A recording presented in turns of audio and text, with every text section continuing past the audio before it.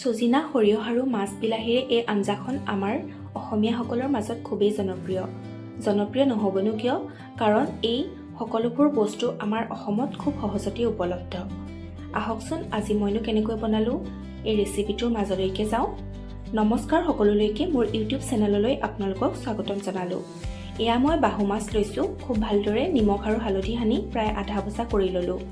আনফালে মই ডাঙৰ চামুচেৰে এচামুচ বগা সৰিয়হ আৰু এচামুচ ক'লা সৰিয়হ প্ৰায় 15ৰ পৰা 20 মিনিট সময় তিয়াই ৰাখি এনেদৰে এটা মিক্সি বাতিত লৈছোঁ আৰু তাতে এটা সৰু সাইজৰ পিঁয়াজ অকণমান পানী দি খুব এটা সুন্দৰ মিহি পেষ্ট প্ৰস্তুত কৰি ল'লোঁ।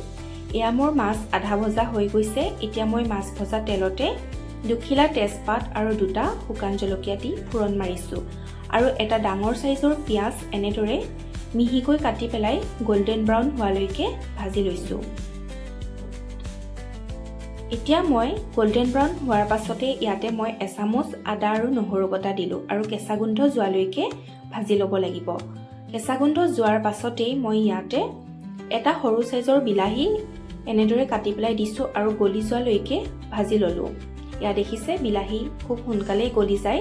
এতিয়া ইয়াতে মই কোমলীয়া ছজিনা নিজৰ জোখত লৈছোঁ, এনেদৰে কাটি পেলাই নিমখ দি ধুনীয়াকৈ ভাজিছোঁ। আপোনালোকে যদি বুঢ়া ছজিনা খায়, বুঢ়া ছজিনাই যিহেতু একেখন আঞ্জা বনাব পাৰি, তেতিয়া কিন্তু ইয়াৰ আঁহবিলাক গুচাই ল'ব লাগিব, সেয়া সকলোৱে জানে। এতিয়া ছজিনাখিনি প্ৰায় আধা সিজাৰ পাছতেই ঢাকন দি সিজাব লাগিব প্ৰায় 3 মিনিটমান। ইয়াতে মই বনাই থোৱা সৰিয়হৰ পেষ্টখিনি দি দিছোঁ।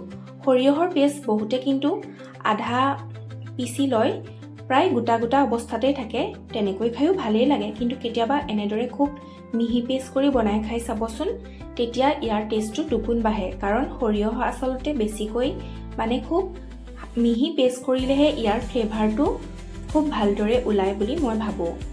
এতিয়া সৰিয়হৰ কেঁচা গোন্ধ যোৱালৈকে ওপৰত তেল বিৰিঙি যোৱালৈকে ভজাৰ পাছতেই উতলা গৰম পানী দি দিছোঁ। সেয়া নিজৰ জোখতেই পানী দিব। এতিয়া মই ইয়াতে মাছ 3 পিচ দি দিলোঁ। আপোনালোকে মাছ নিদিয়াকৈও খাওঁ বুলিলেও খাব পাৰে, একেই সোৱাদ পাব।